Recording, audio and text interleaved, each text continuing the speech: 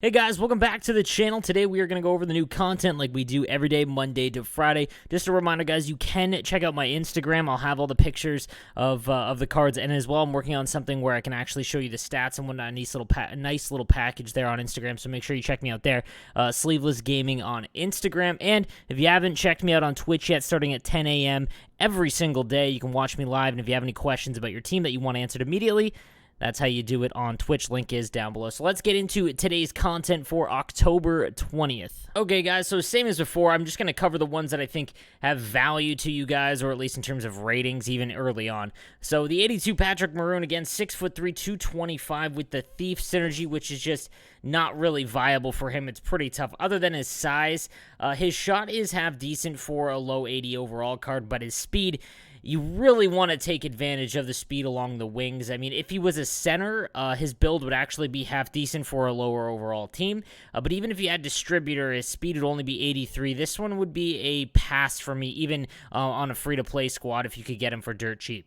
Then we've got the 82 overall Vladimir Namestnikov, 5'11", 180 pounds, so 87 acceleration with the wingman synergy, which I'm not a huge fan of. There are better synergies in my opinion, but speed at 84 and is being under 6 foot. You kind of want to either have above 6 foot for size with decent speed, or someone who's smaller that's really fast. And then even without that wingman synergy, he's only got 81 shot accuracy. Defensive awareness is at 80, and he's under 6 foot, so he's going to have a hard time in his own zone. So unless you're a big Wings fan, this would be a pass for me. Moving on to the 82 overall, Malcolm Subban, 6'2", has the distributor synergy. This card actually might play half decent. A lot of the lower overalls or base cards have had really high aggression, but this one with only 85 isn't crazy. In NHL 20, lower aggression goaltenders seem to be the meta because they sat back in their net a little bit. They were able to stop one-timers a little bit better. Aggression is a tendency, not a stat, guys. It's not something you want to have at 99.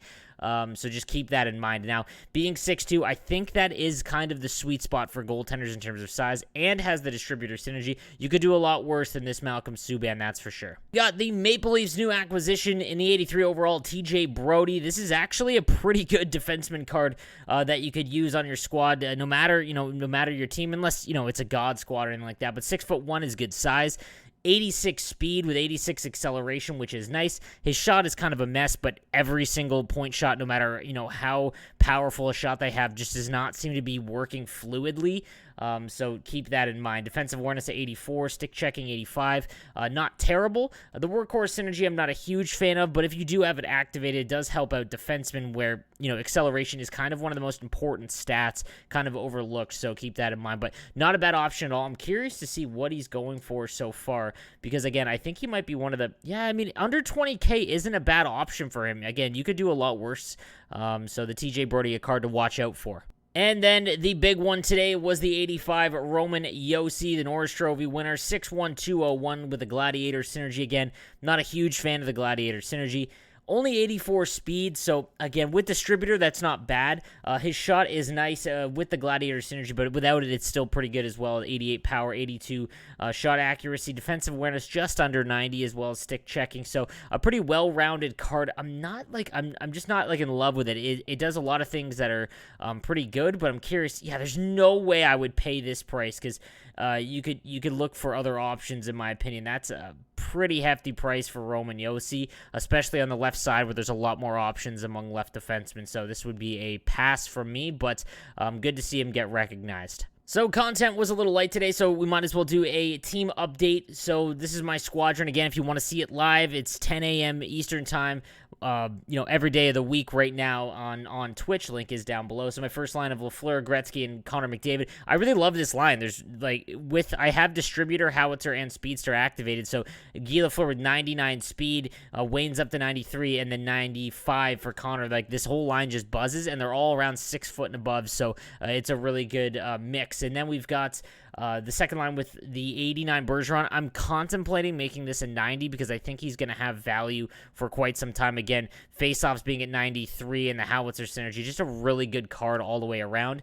Then with the Howie Morenz and Mario Lemieux. Then we've got the 89 Panarin, who I'm not loving. He isn't doing a ton for me in online games. There is a lot of good right-handed winger cards, so the cost I'm not a huge fan of. I tried out this Taylor Hall as well. Nothing great for me here. Again, he has 9 points in 18 games for me. He does fly, but there's a lot of cards that can do that. So I just didn't work out for me, and not the 90,000 coins for him is just not enjoyable at all. And then we've got Beliveau, Sundin, and Curry. Again, just for synergies for the most part with Sundin. On defense, we've got Carlson. I will be getting the full Miro Heiskanen. With those synergies, it's one of the best cards for a long time.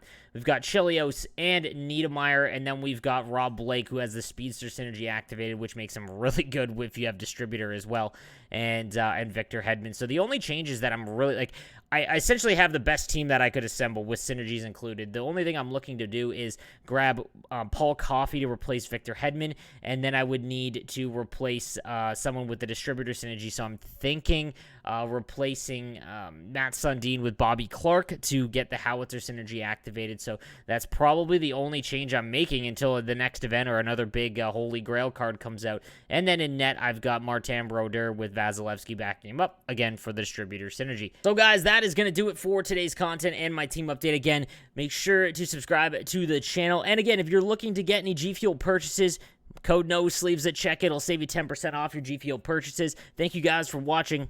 I'll see you next time.